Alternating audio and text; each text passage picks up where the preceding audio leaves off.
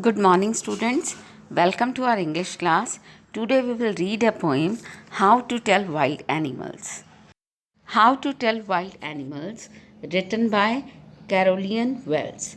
Carolyn Wells was an American poet. She was born in Rahway, New Jersey, in the United States of America on 18th June 1862 to Anna Wells and William Wells. After finishing her school, she worked as a librarian for the Rahway Library Association. Her first book was published in 1896.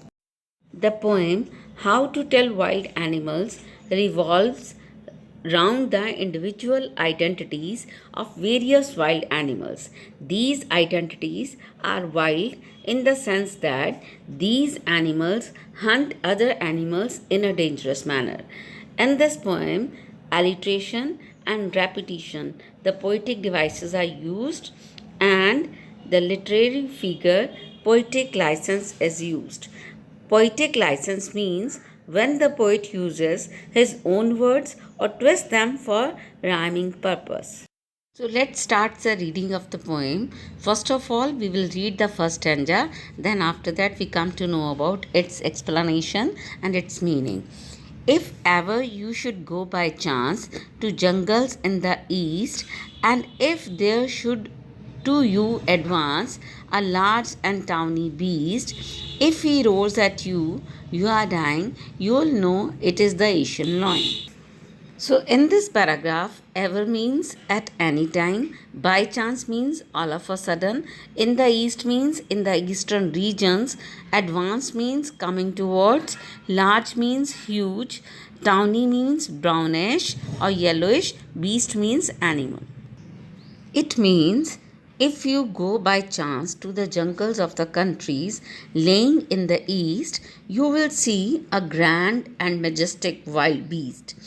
If in those thick forests, if you see a large and terrible animal with a dark brownish skin or the yellowish skin, you should be sure that he is the Asiatic lion.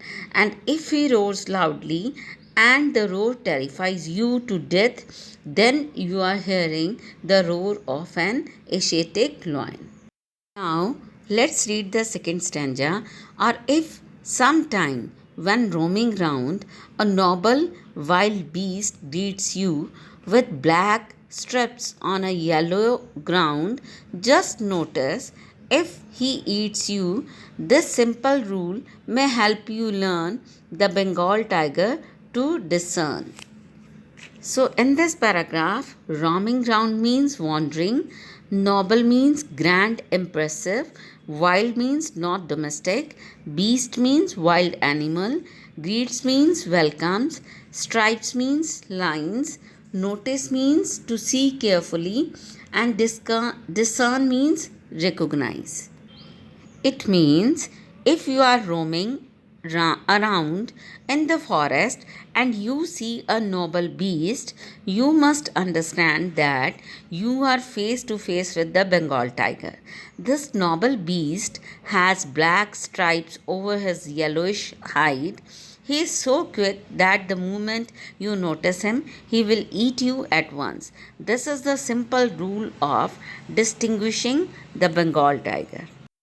So let's read the third paragraph. If strolling forth a beast you view, whose hide with spots is peppered, as soon as he has leapt on you, you'll know it is the leopard. I'll do no good to roar with pain, he'll only leap and leap again. So, in this paragraph, strolling means walking freely, forth means ahead, view means see, hide means skin, spots means marks, peppered means scattered, leapt means jumped, leopard means a big cat of a tiger family. I'll do no good means will not be of any use. Then pain means suffering. Leap and leap again means jump you again and again. So, in this paragraph, we come to know that if you are walking freely in the forest and view a beast, it might be a leopard. His hide is covered with the dark spots. The moment he sees his prey, he pounces upon it. His attack is sudden. There is no escape from him. Even if you cry with pain, he will continue jumping at you and start eating you before you understand that he is a leopard. Now, let's read the next stanza. If, when you are walking round your yard, you meet a creature there who hugs you very, very hard, be sure it is a bear. If you have any doubts, I guess he'll give you just one more curse. So here, your yard means in your ground, creature means animal, hugs means hold tightly, very hard means hold tightly once again, be sure means you must be sure, doubts means suspects, I guess means I make a guess. One more curse means hug you once again. So, in this stanza, we are able to understand that if you are walking around your yard, you may meet a creature there. The moment he sees you, he hugs you very hard. If it does it so, you must be sure that you are hugged by a bear. If you have any doubt in your mind, then he will just give you another tight hug. This hug may seem friendly, but it can be fatal. Now we will read the fifth stanza. Thou to distinguish beast of prey, a novice might nonplus, the crocodile you always may tell from the hyena thus. Hyenas come with merry smiles, but if they weep, they are crocodile. In this paragraph, thou means although, distinguish means to find the difference, beast of prey means animals which hunt other animals, a novice means an unexperienced person, then nonplus means confused, crocodile a large reptile, tell means distinguish, then hyena means a wild animal. So, in this paragraph, we come to know that it is not an easy job for an unexperienced person to distinguish beast of prey. He will be confused in distinguishing them. He may not be able to distinguish between a hyena and a crocodile. Hyenas are very deceptive. They will attack their victims with a false smiles and kill them. Crocodiles pretend to be weeping before attacking and killing their victims. Now, let's read the last paragraph. The true chameleon is small, a lizard sort of thing.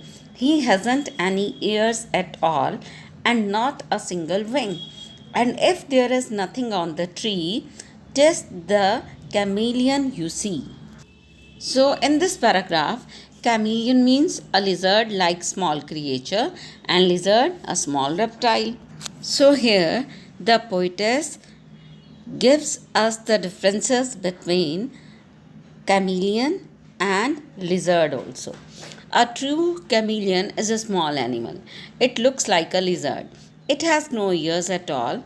It doesn't have any single wing either.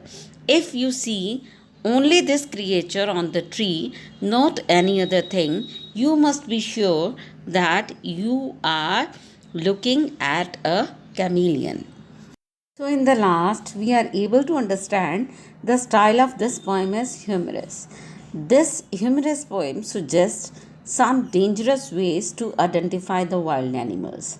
The use of the words and emotions are not only humorous but ironical as well. So, the rhyme scheme of the stanzas is A B, A B, and C C. Thank you so much.